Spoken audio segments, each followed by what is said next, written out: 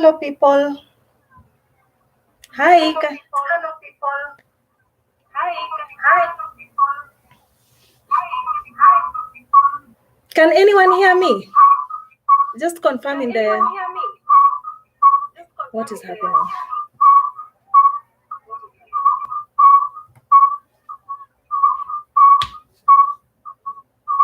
I'm sorry for the technical difficulties. Please confirm if you can hear me, if you can see me.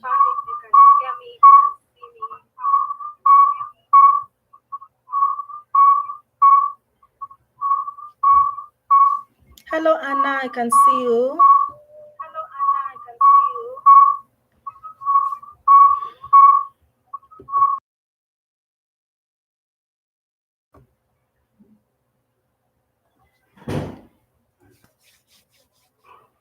Kivine Keys, I can see you too.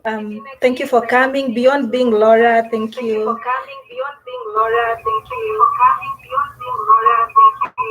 Thank you, Alan. I'm sorry, I'm a few minutes late. I've had some technical difficulties. Is it clear? Can someone confirm if it's clear? I can hear some echo on my side.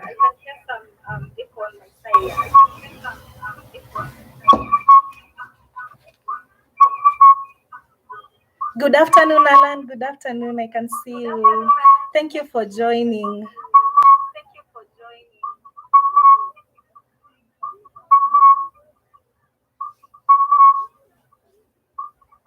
Are you people hearing an echo or is it clear?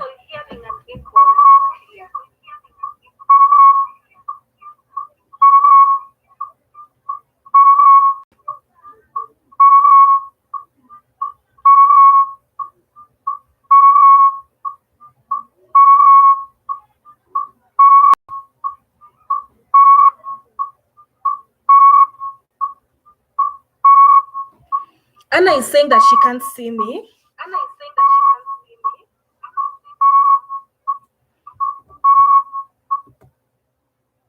Okay, I think the noise is solved now. I think now it's clear. Anna, I don't know what the problem could be. I can see from my side that people can see. I've had people confirm they can see me. Thank you, people, for coming. Thank you. Thank you, Anna. Thank you, Alan. Beyond Being Laura, thank you for being here.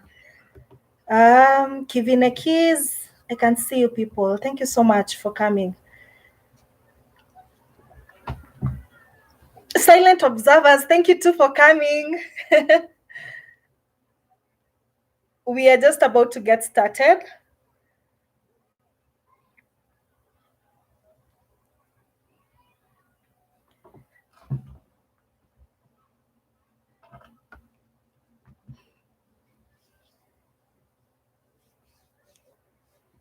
OE, thank you for confirming. The video is clear. The issue is now resolved. Thank you so much.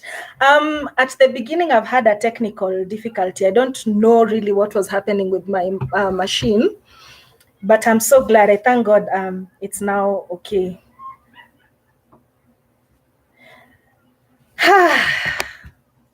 I must tell you people, I'm quite anxious and nervous because I've never done a live stream before, and I won't sound as articulate or as fluent as I sound in my other videos because obviously it's a live, there's going to be mistakes. But I'm hoping we can learn from each other. Karibuni sana. Okay, karibuni sana to my first live. This live we're going to talk about self-publishing. I think I've, let me just pin it.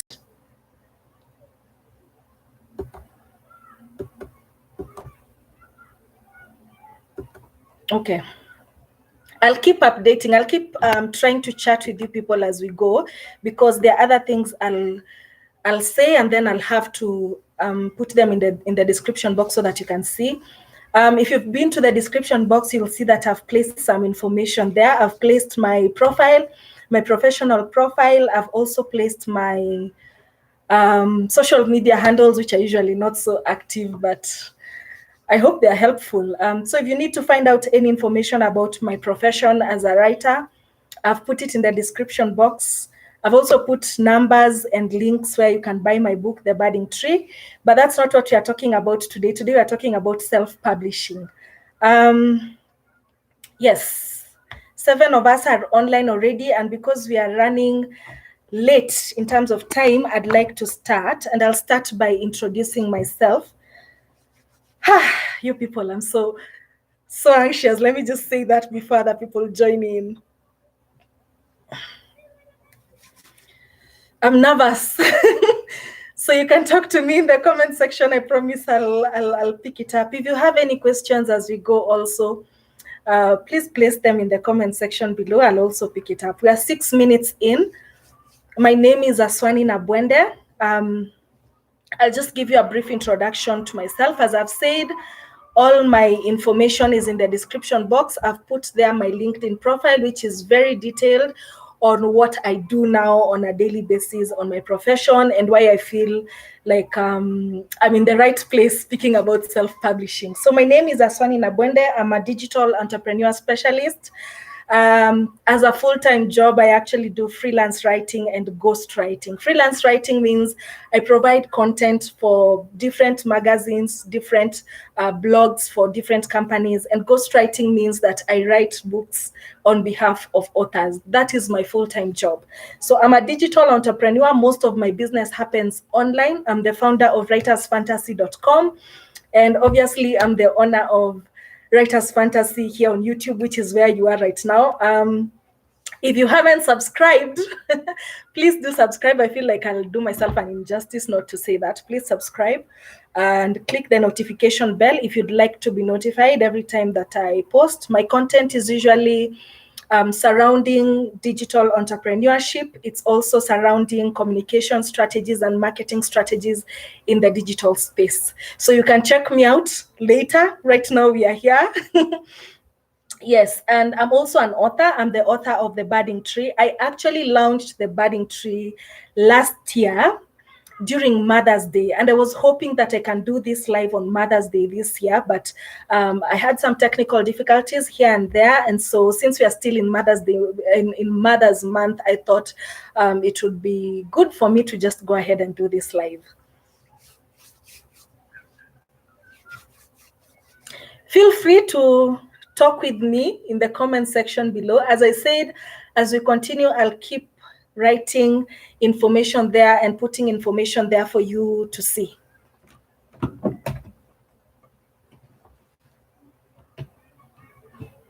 So in summary, that's who I am.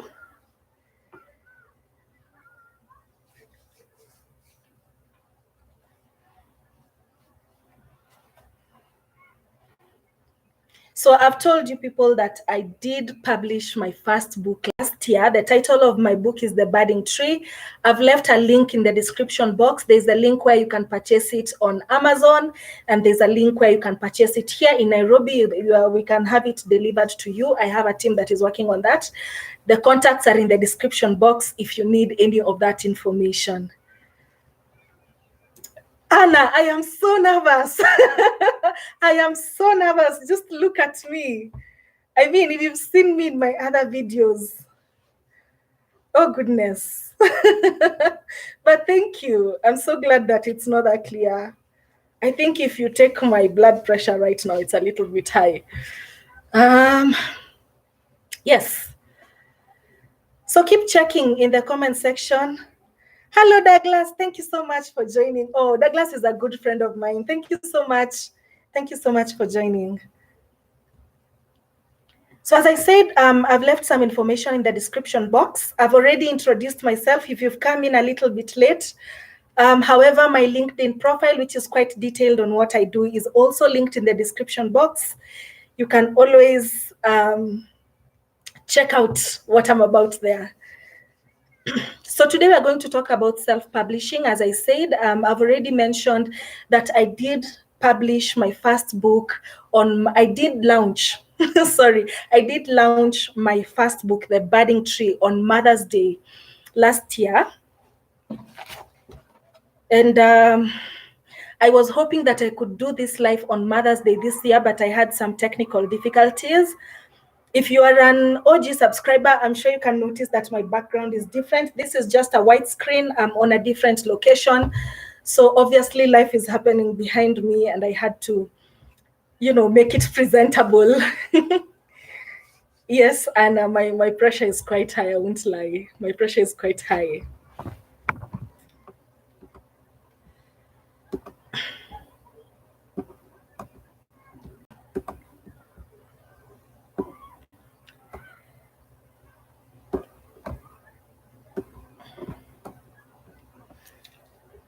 So, since publishing my book, obviously, there are so many, it being my first book and it being self-published, there's so many mistakes that I made, and I feel like I should start from there. There's this assumption that when you're self-publishing your book, you can just write it and put it in the market. And usually that's not the case, okay? So if you see me looking down, don't worry, I'm trying to read what you guys are saying at the same time while I'm speaking with you. So people think that you can actually just write and put your book in the market. It's possible, but you also want to meet the market standards. So it's important that your book is up to standard. It's up to par, which means your language is great, your cover is great, your book is a book. Basically, it's the same book that will be published by a publishing house, only you've chosen to publish it yourself. Oh, thank you so much, Mom. I can see you. Thank you for joining my live as well. So my first, if you've read my book, which I don't know, I feel like I should show you. This is The Budding Tree, the book that I wrote last year. And it's quite an interesting book. I'll tell you in a few what it's about. But when I was writing that book, I really struggled to make sure that it is up to standard, so that if it's put in the market with a book that has been published by traditional publishers, it is quite competitive at the same level. So I did try my best. It was edited by professional editors.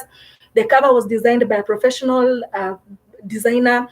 Everything was done by professionals. So it was quite a journey that I'm hoping during this whole session I will take you through. But yes, it was a journey to publish my book. And first, the things that I'm thinking about now, the things that I've been thinking about this whole time, first, I've been thinking I should change the cover. So some of you have read The Budding Tree. If you've read, please leave a comment. I'd like to hear what you have to say. Some of you have read The Budding Tree. You know what it is about. And for me, I guess over time, I'm feeling I should change the cover for some reason. I'm also feeling like I should implement a new marketing strategy. And we are going to talk about that as well in the course of this live stream. I also feel like I should change some chapters of the book. Obviously, you people, if you don't know, after publishing your book and people start reading it, and it's the first time you've published, if any of you are writers, you can attest to this. It's quite a nerve-wracking experience having other people read your work for the first time. Total strangers from all over reading your work, and everyone has an opinion of how things should go. I'm telling you, it's nerve-wracking. So obviously, as people have read my work, I keep getting complaints. I keep getting, not really complaints, but people questioning things that are making me think I should have included them in the book, and things like that. So yes, I do feel like I should change some chapters in my book. And I also feel I should continue the book. Again, people who have read this book are asking if there's a part 2, because, and this was very intentional, I did leave some things pending in the book. I did leave people in some form of suspense. So yes, Ruth Gadoni, welcome to my live. Lucy Kenga, karibu sana. Minayo is a good friend as well. Karibu sana Minayo. And she says she read my book in one sitting. Totally possible. I agree. Alex, thank you so much for joining. I hope we learn together. As I said, I'm a little bit nervous. So please bear with me. I'm a little bit nervous. So I've just told you some things that I felt, which I felt or I feel currently that should be changed about my book. Again, it's my first book. So all these things, from the discussions I'm having with different editors and different people, I'm realizing that it's quite normal to feel the way I'm feeling. So I feel that's a thing. Huh? I'm also having a book here. I'm referring because I didn't want to come and mumble. So don't mind me. Frida, I see you. Thank you so much for joining my live. So a few people inspired me to do this video. It was supposed to be a short Q&A video where I answer questions about self-publishing. And that's because I have met so many people who want to publish books, or who feel like it's a long journey or a difficult journey, and that's what really inspired me. So I took questions from different people, majority of whom are YouTubers who we've spoken on private platforms and who want to either self-publish their book or who are interested in publishing. And so they asked some questions, and because there were so many, and I felt like so many people out there really want to know what goes behind self-publishing, I thought I should do a live stream so that if anyone else has any question, you can also add it in the description box. If I don't answer it, I promise you we will respond to you as soon as this live is over. So we are going to go through what I have been asked so far, and we are going to discuss. Feel free to comment, feel free to say anything, to chip in. I did invite some people from the writing communities here. I did invite people from Writers Guild. I did invite my own editors. I did invite book cover designers. If you people are watching, help me out here. If I'm explaining something not so clearly, please put it in the comment section below. And let's educate each other. Let's get this thing going. As I said, I'll keep adding links in the comment section so that if you people need anything at any time, you'll be able to get it. If you're just joining, I already introduced myself a while ago. I have said that my information is on LinkedIn, which is already linked in the description box. So if you want to know in full detail what I do on a day-to-day living, you should go to LinkedIn, and you'll be able to see all that information. Frida is asking if I have a WhatsApp group for writers. No, I do not have. However, I do have in our platform at writersfantasy.com, we do have a group of writers where we discuss a few things. So one of the group is for upcoming writers, and the other group is for old writers. So if you want to join the group, then you can join there, and we can have further discussions and mentorship programs and all that, okay? So I'll start by, I've already told you that there are YouTubers who asked me questions. They're interested in publishing. Some of them have already written their scripts, are in the process of publishing, and I will link them as we go on with this, so that if you want to check them out, you can. I will, however, tell you that most of them speak about lifestyle things. Some of them speak about lifestyle, some of them about books, some of them about online working space, some of them are digital entrepreneurs like myself.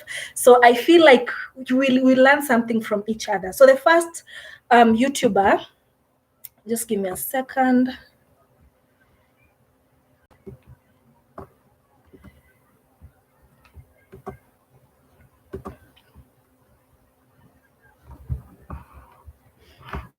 So Alan has a question. Is it a well-paying job to be a writer? I'm going to answer you in a few, Alan. I will answer it in a few. It's in my questions right now, okay? So the first person who was asking me questions was Adlike San. Adlike San is a Kenyan based in Australia. She also has a YouTube channel where she talks about the transition process of moving from Kenya to another country. She also talks about a lot of things in concern to being an African in diaspora and what life is like there. Adlike San is also writing her first book. I know she's not watching at this time, but I'm sure she will join us at some point. Adlike wanted to know a few things that I'm going to answer here. And if you have any questions or concerns, I hope you can raise them even as we go through. I am linking Adlike's channel right now. So if you want to check her out in your own time, please do so. Adlike's first question was, how should you start writing?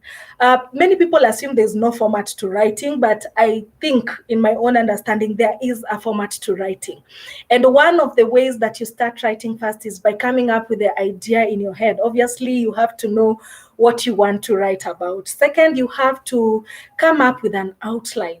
So an outline is basically a guiding principle to tell you what needs to be done at what stage. So you will maybe write down, you need an introduction, you need the body of the story, and you need a conclusion. These are basic, these are basic things. We must have learned them in school or somewhere. So you'll start with an introduction, then you'll come to the body, and then you will break down each chapter depending with what you're writing. For example, if I was writing a story about a child in school, I will start by my introduction, which could be how the child joined the school. Then my body could be the life of the child in school. So I could start by maybe chapter 1 would be standard 1, chapter 2 will be standard 2, like that, until you finish and go to the conclusion. So when you write this down, you have to have an idea what you want to go where. You have to have an idea what you want your introduction to look like. You have to have an idea of what you want your body to look like. You have to know what you want in each chapter, so that it just makes things easier for you when you start writing. So how to start writing is first having the idea in your head. What do you want to write about? How much research have you done into what you want to write about? And then finally, you come up with an outline that will help you and guide you in your writing process.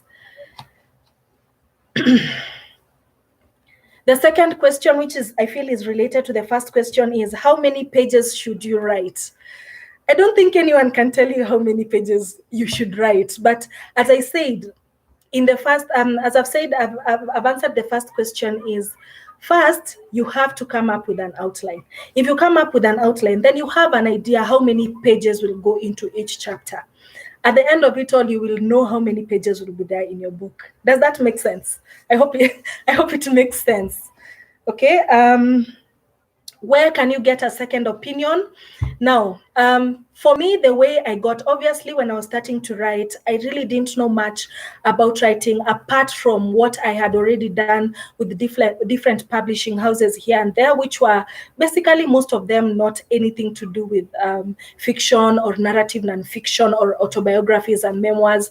But from the information I gathered, I really did want a second opinion before I gave my work to an editor. And obviously, I didn't want to give a biased party, which means friends and family who will easily rule it out and tell you, hey, your work is good even when it's not. So it was really important for me to find the right people. And I did find them. I went to different groups on Facebook. There are people called beta readers. Beta readers are just people who love to read, and they will read your work for free and give you genuine feedback. If it's a book worth going to the market, you will know about it. If it's a book not worth going to the market, you will know about it. And that's another thing. When you're in this writing industry, you need to understand that your first script might not make it to be a book, even when you're self-publishing.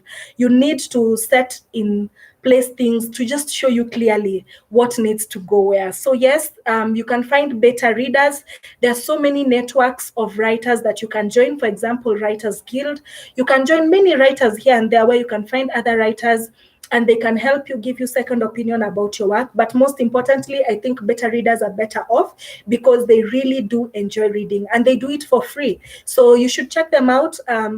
So many groups of beta readers in Facebook. Unfortunately, the reading culture in Kenya is quite wanting. Even though I'm in groups of Kenyan writers, I must say the reading culture here is quite wanting. So if you want to get a genuine beta reader, just go online, familiarize yourself with people, talk with people, network with people.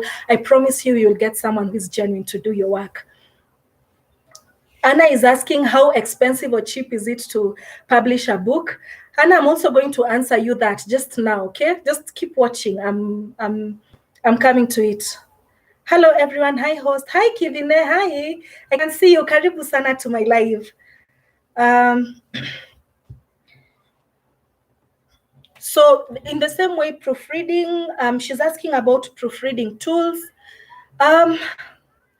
Well, to start, okay, first, before your work is proofread, you have to proofread it yourself.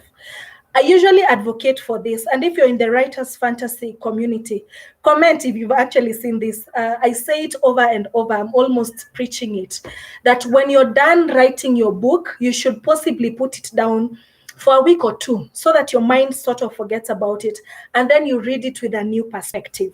That is the first place you will start proofreading. And then after you proofread, you could give your book to a beta reader. A beta reader is not an editor. Please note this. A beta reader is not an editor, but a beta reader will tell you if your book is worth going to the market. And obviously, because they are humans and they just love the language, whether you're writing in English, Swahili, whatever language you're writing in, you'll find beta readers from your language of choice.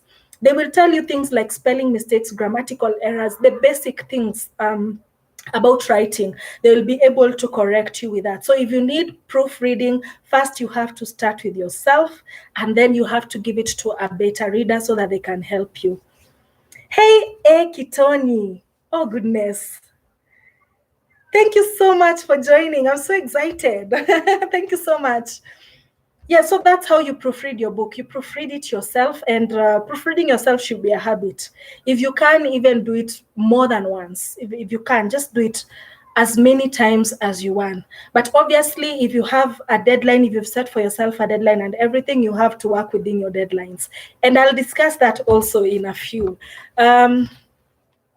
So that is what Adlike San asked about. I've already linked her YouTube channel, and I've told you she's a Kenyan living in abroad, and she's her content is basically surrounding the transition process, moving from Kenya to another country, and how to settle in.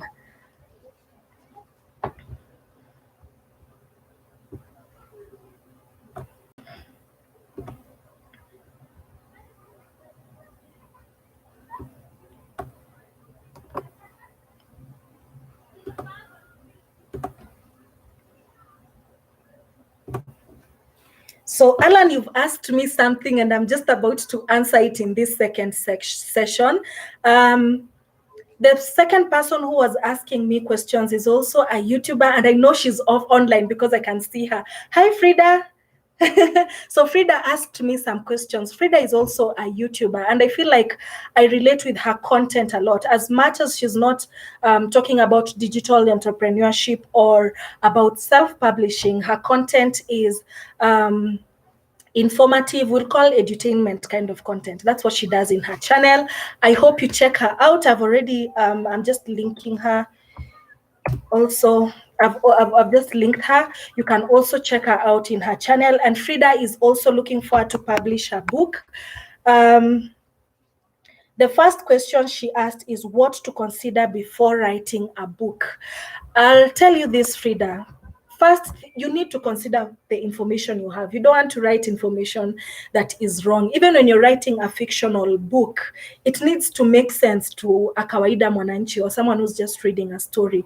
So make sure that you understand what you're writing about. So the first thing you need to consider is how informed are you in the story that you're writing or in the script that you're writing. Even if you're writing what is it called, a self-development book, you need to be very informed in the topic that you're writing about. When I was writing The Budding Tree, and I think I said this for people who've been here for a while, you must have seen it in some of my comments, in some of my videos, that when I was writing The Budding Tree, I did consult so many people. Obviously, the book is a dedication to women, so I had to consult obstetricians, gynecologists. I had even to consult older women to give me to make me understand these things before I wrote about them. So make sure you do your research, make sure you know what you're writing about. You don't want someone to read your book and you sound like you don't know what you're talking about, or it's a lie or something like that. Just, be sure you understand what you're talking about. Wamugunda's daughter, hi. Hello, Wamugunda's daughter, I can see you. Olamide, I don't know if I'm butchering your name. Please forgive me. Olamide Egbayelo. Thank you so much for joining. Thank you so much for coming in. Let's continue. So I've told you what to consider before writing your book. You also asked how long should I write a book to avoid losing focus. I'll tie this to what Adlexan asked, which is How many pages should I write? How should I start? I have already mentioned that you need an outline. When you have an outline, you have an idea how your book will start, how it will go all through to the point where you're writing the end in your script. So when you have that idea, you can set aside time. You can say, maybe if you've set that maybe your chapters will have around 3,000 or 4,000 words, then you need to set aside time for that. So if you set aside time and say that every day I'll be writing for 2 hours, I'll be writing each chapter in a day or 2 chapters in a day, depending with your writing speed, you should be able to figure out how to focus and how to have things done. Have a deadline and have a formula of writing. And this formula should be guided by your outline. If you have an outline for writing your book, you're definitely going to have a formula of how you're writing. I hope I've answered that. How long should I write a book to avoid losing focus? I think I've answered that. Your focus will be determined by your organization, and I've told you how to organize yourself. Where to research on book writing?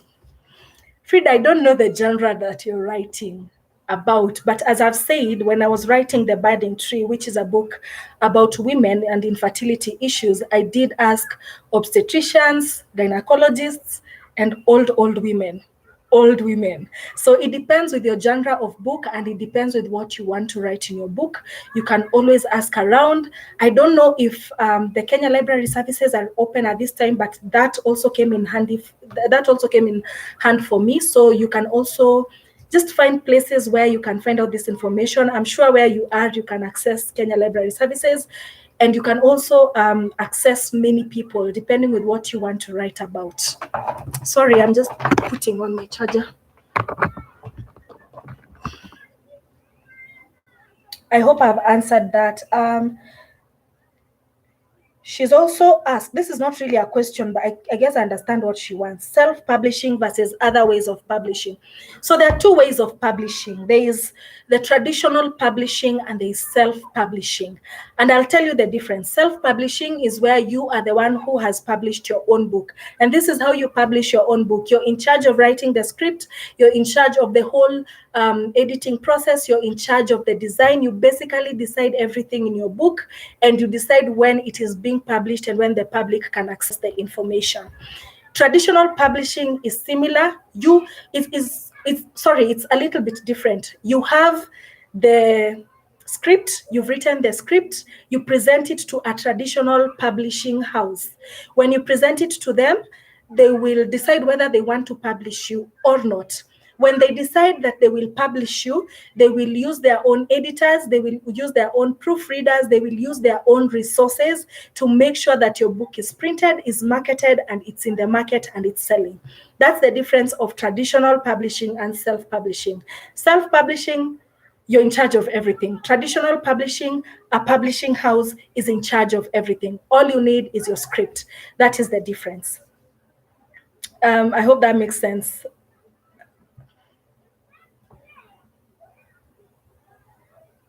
So I guess you're trying to ask whether you should self-publish or traditional publish.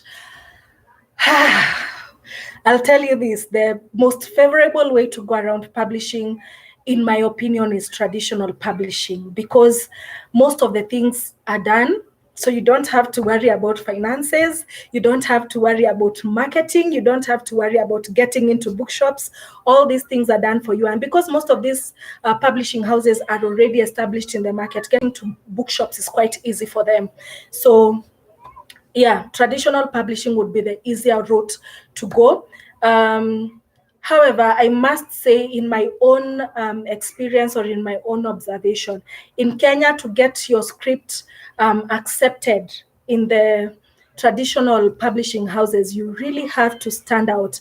And the reason is because we are in a third world country. And so the things that matter most to many companies is the revenue that they bring in. And we know that many storybooks, especially stories, memoirs, individual stories, and things like that, you will need to many people will not buy it. That's what I'm trying to say. Many people will not buy it, especially if there are people who are not interested. So many houses really prefer publishing books that are going to sell, which are books, academic books, books that university students will buy, or primary school students or secondary school, or some level of education, you're sure they're going to sell. Those are the books that sell. So that's the only challenge that comes to it. But if you ask me, I'd prefer traditional publishing to self-publishing.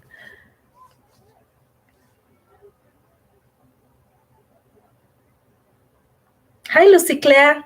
Hi, Lucy Claire. Thank you so much. Thank you so much for coming. Empress Judy Gash. Karibu sana. Words and pictures. Thank you so much for coming in. Thank you for checking in. Yes, it will be left in YouTube for you to rewatch if you want to. Thank you, Kivine Keys. I may not have time to text you back, but I will shout you out. I will talk with you. If you ask me a question, I will answer. Thank you so much for coming in. Mumo is asking, does traditional publishing mean you share the revenue? I'm going to answer that as well as we continue. But yes, in a nutshell, yes, I'm going to explain it as we go. But yes, it does mean that you share the revenue. Advantages of being a book writer in Kenya today. I did a whole video telling you how publishing my book benefited me as a person, and it continues to benefit me as a person. I'm going to link that. Let me just see if I can access it.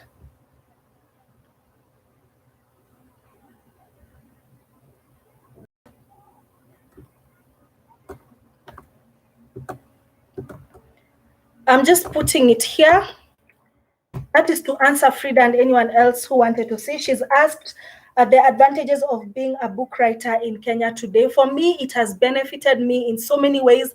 Apart from the revenue that I get directly from the book selling, I also get other gigs through my book. For example, my book has placed me at a higher profile when it comes to writing. Obviously, if somebody wants to test if I can write their book as a ghostwriter, which I've told you is one of my main sources of income, they do go and read my book and they are able to gauge me from there. So I've been able to get so many jobs from my book being there in the market. I've also become an expert in my own field because, as I said, I did do a lot of research when it came to women issues when I was writing The Budding Tree. So in my own right, I have a voice, I can speak. So not only do I get money from the book itself, I also get money from the book has also opened ways for me to get money in other ways. So yes, there are many ways the book can benefit you. I have linked a whole video that I did of how my book has really changed my life in one way or another. Now, Frida, you also asked me to mention different publishing companies, and I just want to mention a few that I know. In Kenya, if you're writing a storybook, then I would suggest you go with Storymoja. Storymoja is a publishing house. There's also Focus Publishers who do children books and adult books.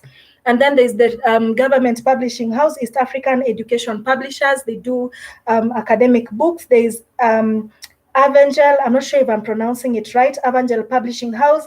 They write Christian literature. And then we have, obviously, the ones who are doing well in Kenya, Longhorn, Oxford, and Spotlight Publishers.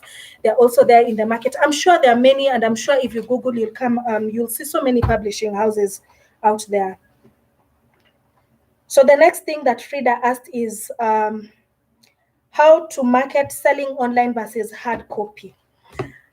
I'll tell you this for sure, that marketing a book, in my own experience, is work. It's work. I won't lie. Lucy Kenga, I'm just addressing what you're asking right now. It's a lot of work. It's a handful, especially if you want to sell internationally and it's hard copy. It's a lot of work, and I guess that's why I would say traditional publishing is better.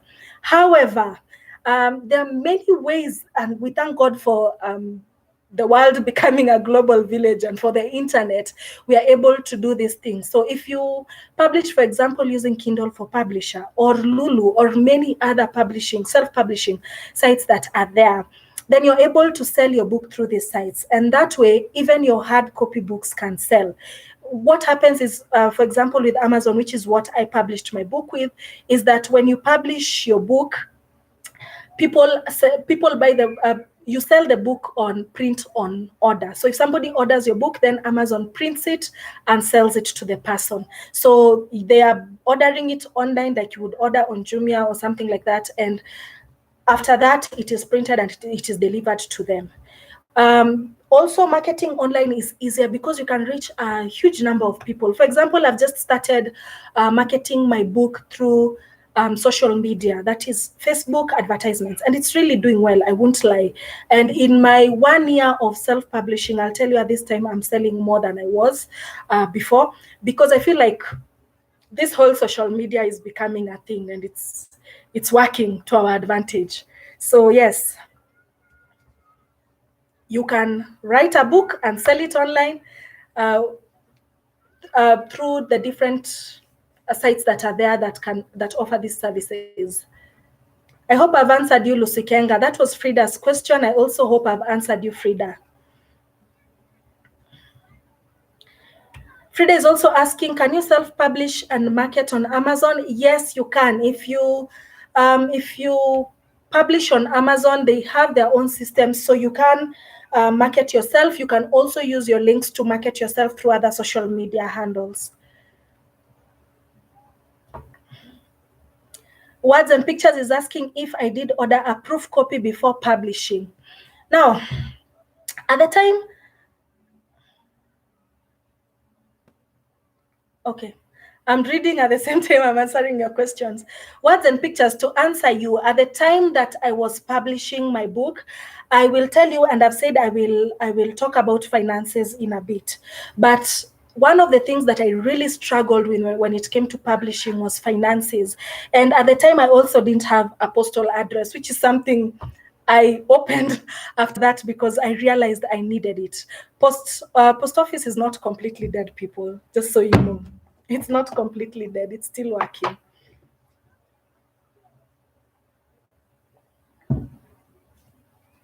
I didn't order a proof copy, but you can order a proof copy and it will be delivered to you.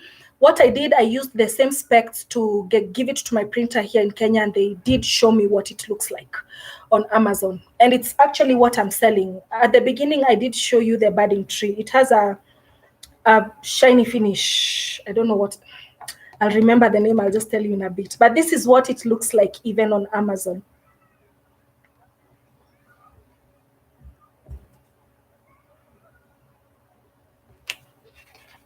Olamide Egbayelo.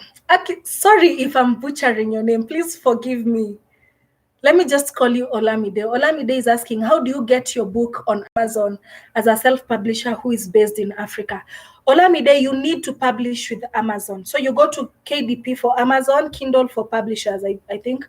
You go there and you publish your book. They will guide you through. It's a very simple process if you follow it. Yeah, so you follow it and you publish through there, and then you order for a proof copy.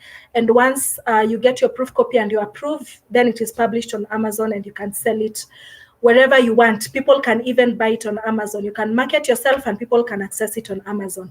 If you want to buy the budding tree soft copy or hard copy and you're not in Kenya, I have linked my Amazon links in the description box, so you can check out the books there. If you want to buy the book in Kenya, I've also left a link of my I've left a number. One of my colleagues will answer you and prepare your book and send it to you when you agree.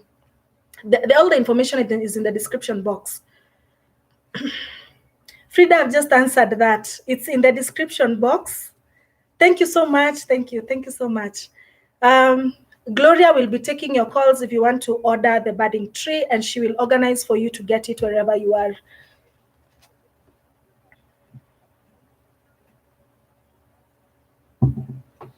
So Frida's final question was do's and don'ts of writing.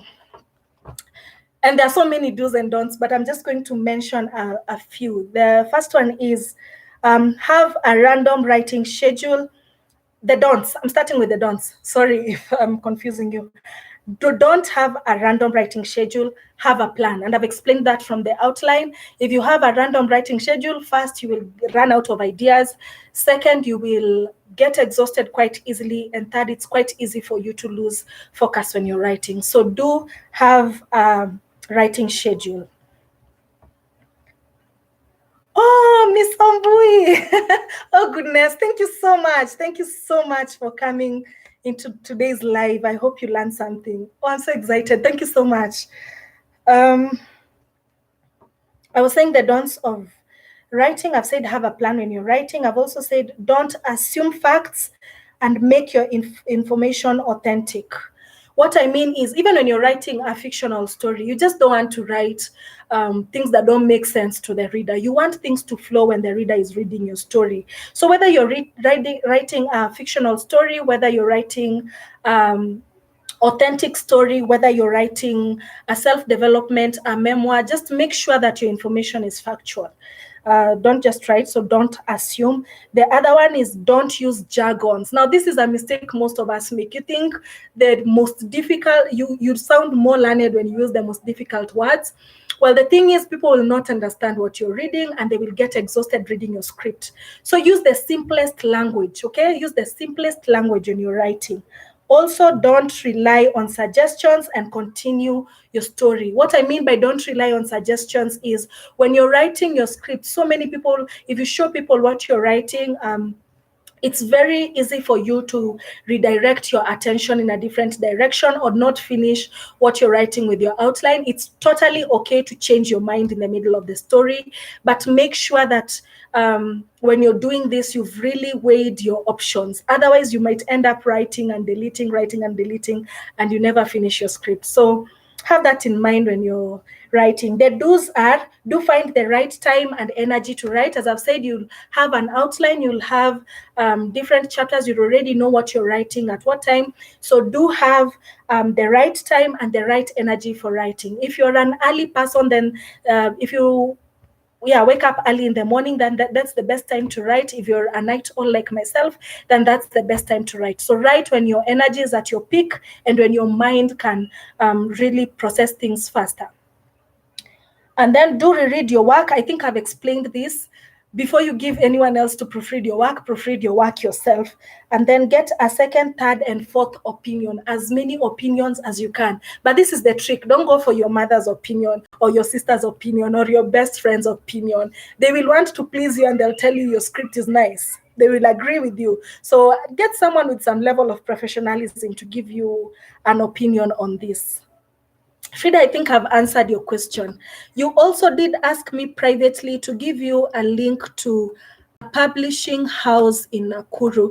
And I have a small one because I know you're doing self-development book. I have just placed the link in the description. In the comment section, I've left for you an email address and a website. Check them out. They're in Nakuru. I'm sure you're in Nakuru and you can talk and they'll guide you through. They are not a big house. They're like myself. They started like me and then they grew into a publishing house. So check them out. I'm sure you learn a lot from each other.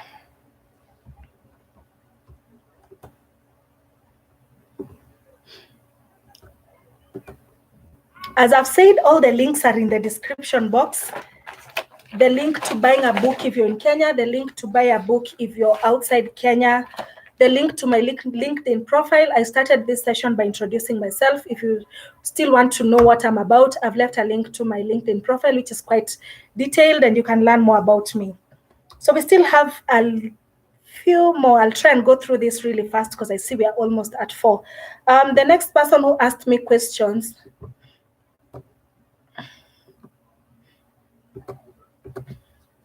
is Give Me Life Africa. Well, Give Me Life Africa wants to publish her own book as well, but her content is very creative. She actually, I was surprised to watch one of her big videos, and she made a whole dress out of wool, like crocheting. So Give Me Life Africa wants to publish her book. I'm leaving a link in the description, in the comment section again, if you want to check her out. And I'll just go through what she asked. The first question she asked is, between fictional and motivational writing, which genre would you recommend for a first-time writer? Nobody can really tell you what genre to write in. You're the one who knows your interests. You're the one who knows what information you want to talk with people. So you find your own genre, you find your own niche, you find the things that you're passionate about and the things you really know you can talk about comfortably. Second one is, what can you do to ensure that you do not narrate, but rather put it down as an action to your audience? Give me life. That question, I must tell you, give me a panic, because to be honest, that is my greatest weakness. It's what Give Me Life is asking. Maybe I should repeat. What can you do to ensure that you do not narrate, but rather put it down as an action to your audience? What I understood by this question is the tenses used. So usually when you're writing, one of the most common mistakes that many writers make is writing in past tense or present continuous tense, and not knowing what tense you're writing in. 1 minute you're telling a story of the past, the next minute you're telling the present, the next minute you're telling the future in one script. So this is a challenge I've also gone through. And the way I think this is something you have to learn over time. You have to note, not being able to identify your tenses doesn't make you a bad storyteller or a bad writer. This is something you'll have to learn over time, because myself, I've learned it over time. I started learning it back. It's a challenge I had back in high school, almost more than a decade ago. And I grew with it to university. I remember when I was doing my attachment at Royal Media Services, I really did have a problem with my editor because of the tenses. So it's something you learn. And if you keep interacting with editors and people who are helping you with your script, you will be able to correct this mistake. So do your best to keep the tenses where they need to be. If you're writing in past tense, do your best to keep it in the past. If you're writing in present tense or present continuous tense, also do your best to make sure that you leave it in that tense. But also be very keen to notice the correction that you're given by your editor or by a beta reader or whoever will proofread your book. Be keen to notice them, because that is how you learn, okay? It's a learning process. The other one is, at what stage of your writing should an editor come in? I think you meant auditor, okay. At what stage of your writing should an editor come in? The idea stage, or after you've written a manuscript? I'll tell you this. I'm currently ghostwriting. I think I've said this before. I'm ghostwriting 2 books currently. They're in continuation. And one of my authors, when we had our initial meeting, coming up with an outline of the book, we did have the meeting, myself, the author, and an editor. And the reason the author thought of doing this is because they wanted that by the time we are finishing the script, the entire book is finished. So when I came up with an outline, I discussed this outline with the author and the editor. And the editor is able to follow up. So if every week I am delivering 2 chapters, the editor is editing those 2 chapters and even advising on what I need to improve or what I need to add on to the next chapters that are coming. So by the time I'll be done with this book, it will have been written and edited at the same time. However, for a first-time writer like yourself and like myself, I think it will be such a great investment for you to have an editor while you're still writing. It's a great thing, by the way. It makes work so easier, and you have someone else giving you a second opinion on what you're doing. But I would advise you write your own book and finish it. And when you're done writing it, I would advise that you proofread it, you get it to a beta reader before you give it to an editor. Because I'll tell you something that is always very genuine about editors. They will tell you the truth as it is. Someone will tell you, hey, don't bother with this book. It's not going anywhere. It can't sell in the market. And you'll be heartbroken, and it's the truth. So make sure before you give an editor your work, a professional editor in this matter, you have done all your due diligence and your script is really ready to be seen by another person. In case you needed a writing coach, are there readily available in your country? First off, I've told you about a community that is there on Writers Fantasy for people who are writing their books or people who have already written their books. If you join that community, I promise you, you'll get a good support system. But there are also other coaches. For example, editors make some really great coaches when it comes to writing. Personally, I've really I've grown as a writer through the editors that I've interacted with.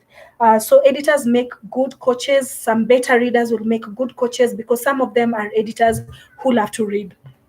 So yes, they're there in Kenya, and they're there. The problem is, as I said earlier, our reading culture is a little bit not up to standard. So these people are not like on social media. You won't see them flossing their books or something like that. So you need to get to a network to reach them, but they are there.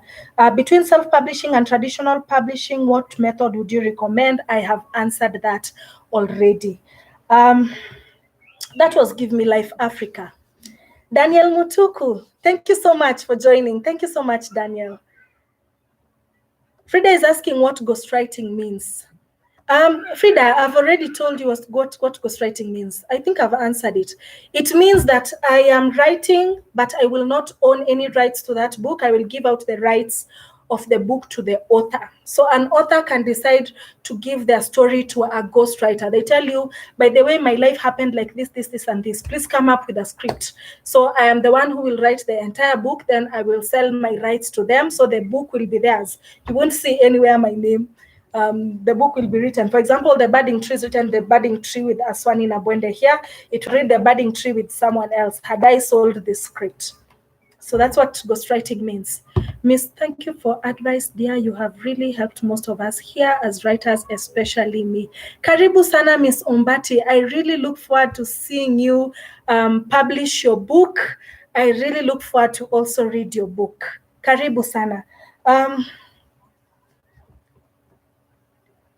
So the next person who asked me questions,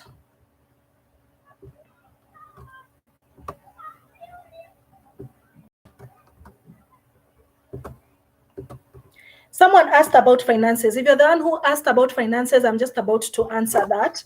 The next set of questions came from Lydia Joseph Dialogue. She's also a YouTuber. Lydia used to have a very interesting segment in her YouTube channel. It used to be called something to do with women. How am I forgetting this? Liberated Women, yes. And she used to bring up women to tell their stories and to advise in one way or another. Unfortunately, because of the ongoing situation, she can't do that anymore, but she's still producing some great content. I'm linking her. You can check her out in your own time. Lydia is asking, I know Lydia is almost finishing her first script. Lydia is asking, so far, who has been reading your book in terms of demographic and the audience, the ones you had initially targeted? Definitely, yes. The audience that are targeted are the audience that are reading my book. As I've said, my book is about infertility issues. It's about different struggles that women, especially mothers, go through. So yes, the people who read my book, majority are mothers. However, of late, I've been seeing men reading my book. And I'm really impressed because some of these issues that affect people in the society, they need men to empathize with or to understand what is going on with them. And so I'm really excited to also see men reading my book. However, I was targeting women, and yes, they do read my book. The demographic, many people who are reading my book, according to the feedback I'm getting, are people from USA and Canada, according to Amazon. So as I said, reading here is quite a thing, but so far I'm seeing so many Kenyans buying my book. It's a new thing. I really don't have the statistics yet about the Kenyans, but I can see the way you can just see things on a layman's perspective. I'm seeing Kenyans now writing my book. What marketing strategies have you been using, and which among them has worked most? I think I've already said this. So far, Facebook ads is really working for me right now.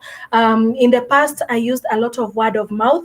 I must say there are so many deals that are still pending because I've been trying to get myself into bookshops here in Kenya. The procedure of joining a bookshop is first you give your a sample book, somebody reads it, and then they approve whether it should be in their bookshop or not.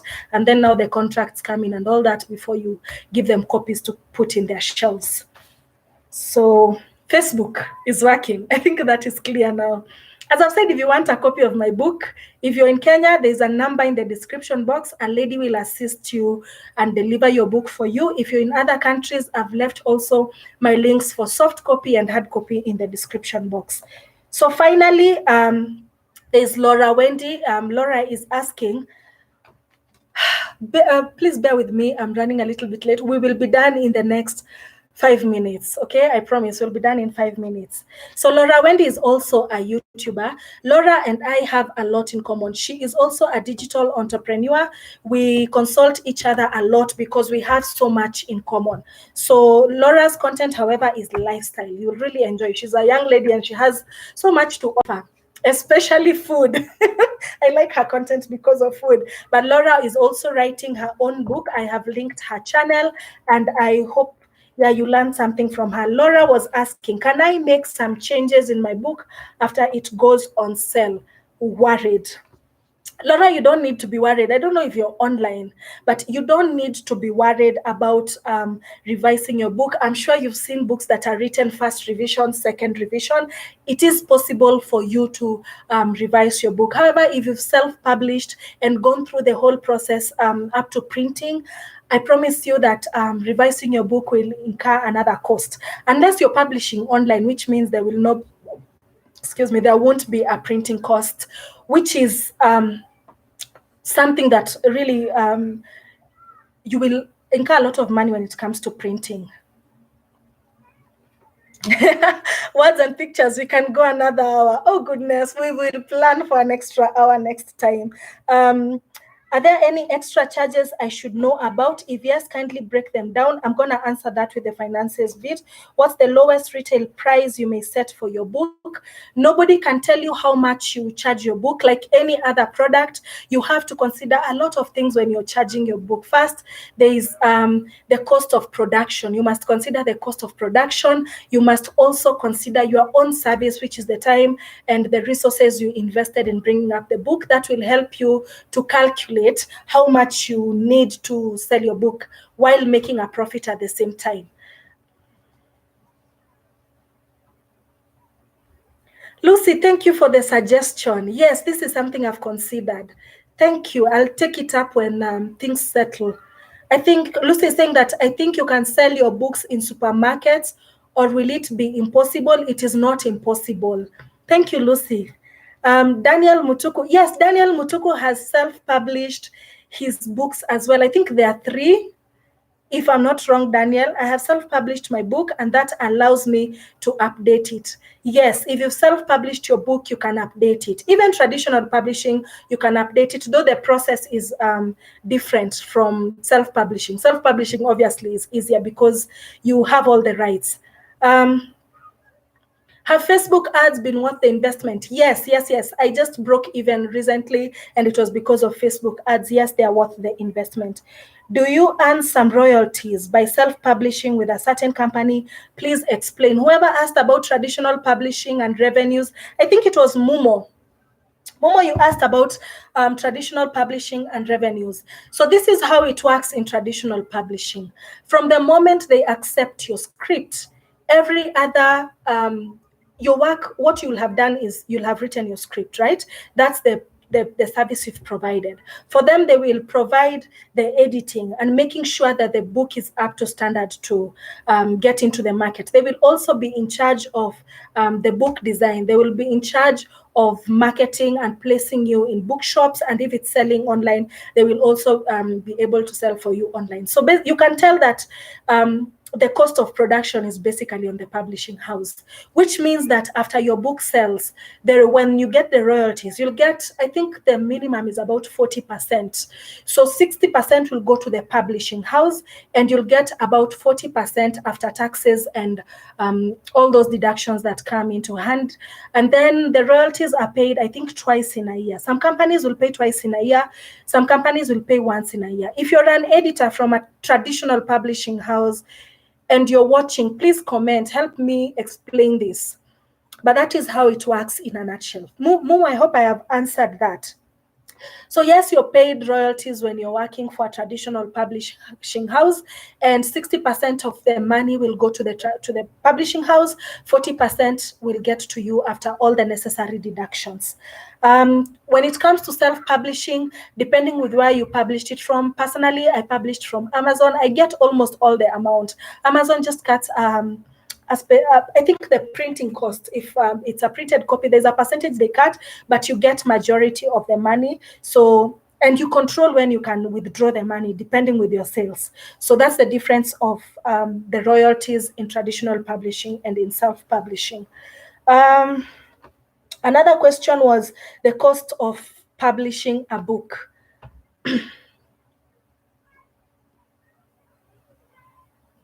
Congratulations for breaking even. I too am happy. Thank you so much, Words and Pictures.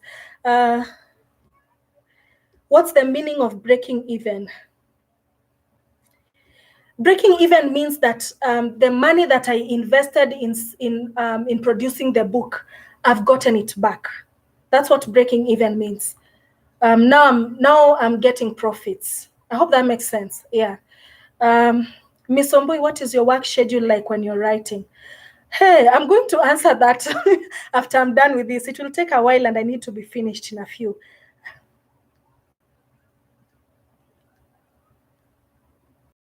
Miss Kinywa's lifestyle vlogs, I'll let Kama here. Karibu sana, Miss Kinywa. Karibu sana, Beyond Being Laura. Yes, you're late, but I'm sure you'll catch up. So I've answered about royalties. I was just about to tackle finances. The lowest retail price, I've answered there. Are there, say, extra charges I should know about? Extra charges will always come up, especially if you're asking this and you're in Kenya. These things will come up. One of the extra charges I faced, for example, is when I was designing my book cover. We agreed, as I've said, I used professionals, so we agreed on a specific amount, and because there are so many changes I made, obviously the amounts kept changing. Yes, I think that's it. Thanks for that. It makes sense. Karibu sana, Anna. Oh, Miss Ombati. Sorry, I'm confusing you with someone. Sorry, Miss Ombati. There is Ombui and Ombati. Karibu sana. Oh, thank you so much for joining this live. So finally, let's talk about money. When you're self-publishing, money will come from your pocket. I think Frida did ask me to how to prepare financially for self-publishing. And I think also Lydia did ask about the money that I used in. I think everyone who sent in their questions had something to ask about money. And Laura, I've answered about extra charges. I've already answered that. Many people, even out of here, even in my inbox, people do ask about the finances. I will not lie to you that it's kidogo. It's not little money. At the same time, it's not a lot. Depends with how you plan yourself. Frida's way of putting it was better. She asked, how do you prepare financially? You have to prepare for this. For me, what I did, I went step by step with my book, which helped me really release myself from the pressure of self-publishing. So as I said, from the moment I started writing, which was in 2018, about 2018 there, when I started writing my book, I already knew the processes that were going to be involved, and I already found out about all this information. So the first thing I did is find out where I need to invest first. For me, I knew the first people I will have to pay are editors, which the prices, I don't know if they're comfortable with me saying the prices here, but the basic standard is usually 500 a page, and a page is calculated about, when you put your script in Times New Roman size 12 with 1.5 spacing, about 250, that will make a page, and that will be 500 shillings. So don't cut the number of pages in your book because of publishing. Editors will really help you with that, but their cost is usually high because obviously you're not writing a 2-page document, you're writing a huge document. So yes, that is the cost of editing. And then there's the cost of book design. This always depends with the different graphic designers. I would really advise you go with a designer who is experienced in books that are published, or who has worked with books that are already published. So you will spend quite a hand there. I won't lie. Those people are paid a lot of money, but again, their products are really nice. This was the fourth. I did a video explaining the process we did with the book cover design and what it all means. I'm really hoping it resonates with the content inside.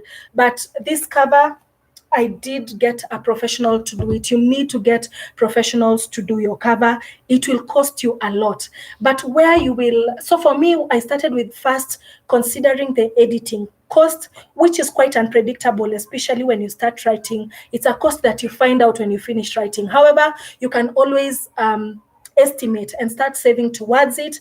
And if you're in good rapport with these people, I think the best way to get in rapport with them is network before you even start writing. You can be able to pay in bits if you're self-publishing. After that, I knew, which means I was writing my script, then I had it proofread by myself and by another proofreader, and then I had like 4 beta readers, and after that I gave it to an editor. So by the time it was getting to an editor, I had enough time to save up to have my book edited. After that, I did have my book was edited by 2 editors, and then after that by the time it was being edited, I was already considering the book design, even though after editing, I had some time with my book again to read it, make corrections, refer it back to the editor to just make sure that things are in good hand. Then I had the book designer as well. So that's a cost in itself. But the greatest cost you're going to meet as a self-publishing author is printing. Printing is where many people spend money. You can spend as much as 100,000, depending with the size of your book and what you're writing about. So you need to consider printing. In Kenya, the more books you print, the cheaper it is. The lesser books you print, the more expensive it is. It ranges from about 200 shillings to 500 shillings to 700 shillings to 1,000 shillings, depending with the size of your book. Okay. I think that's it for the questions that everyone asked. I'll take a minute or two to answer anything extra that might come. Lucy Kenga, you've inspired me so much to consider writing later in time. Thank you for this live feed. Thank you so much, Lucy. I'm happy that you came, and I'm happy that you've learned something. Oh, 500 a page is a lot. It is a lot, Miss Kinywa. It is a lot. I won't lie. Lucy Kenga, I see you, girl. Glad you. Okay, that's a message. Lucy. Laura is saying hello. Miss Ombati, what do you think makes a good story? Hey, we need another live. Miss Ombati, I'm going to answer this after this live, but we need another whole segment to talk about story writing and making good stories. Lucy Kenga is saying, let me see, am I keeping up? The investment writers put behind the scene is a lot. It is a lot. Did you do any traditional marketing outside Facebook ads and word of mouth? Yes, I did. I am very fortunate, I would say, that I have worked with people in different publishing houses before I published my book.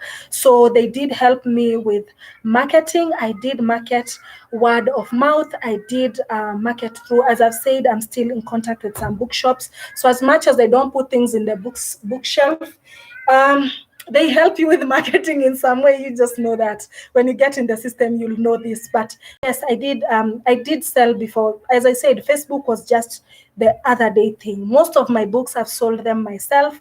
Of course, I have a small team that helps me with delivering, printing, and all that. My printer does sell my book. My delivery guys that do sell my books. I have a few people who sell my books off the systems.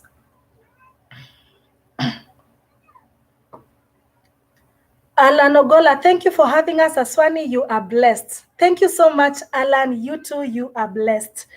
I'm here to learn, know nothing but about writing, publishing, etc. Apart from, we are just finishing up Unique Makeover. But I'm sure this will be posted in my YouTube channel, so you can go back and watch it. Mumo, this has made me now psyched to look back at a story I started writing some time back. You need to, Mumo, you need to. And you need to have an outline so that you know that you'll finish the script. How long did it take to break even with your book? Almost a year. I broke even in March, and I did publish my book last year in May. So almost a year. almost a year. But I also do blame that on my, as I said, my marketing wasn't as great. I was selling, but I didn't do like a very forceful, a very serious marketing. I had plans to launch my book, but due to some reasons, I couldn't. So it took me almost a year. Words and pictures, I hope I've answered that. Okay, I'm sending you one more.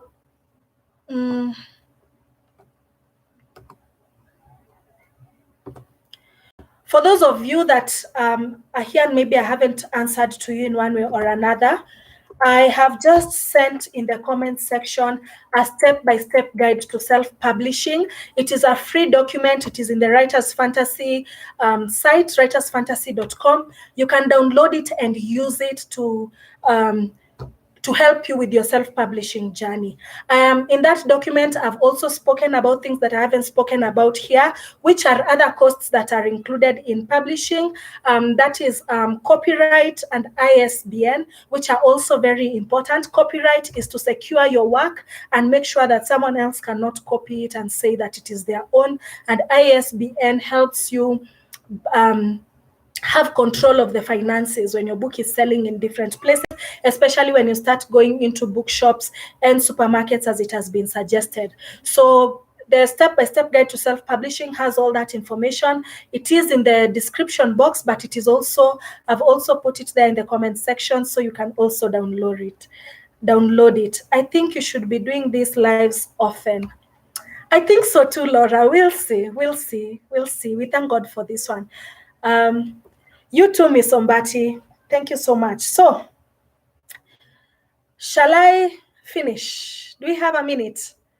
If you want to reach me after this, as I've said, all the links are in the description box. I'm sure they will help you reach me directly. If you're in Kenya and you'd like to purchase a copy of The Budding Tree, there's a number in the description box. A lady will answer your call and make sure that you get your book in good time.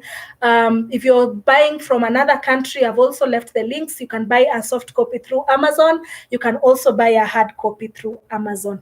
I hope I've been able to cover everything so far. As I've said, copyright issues and ISBN issues, they are in the step-by-step guide to self-publishing. Thank you so much, people, for attending this live. I think I should close it now.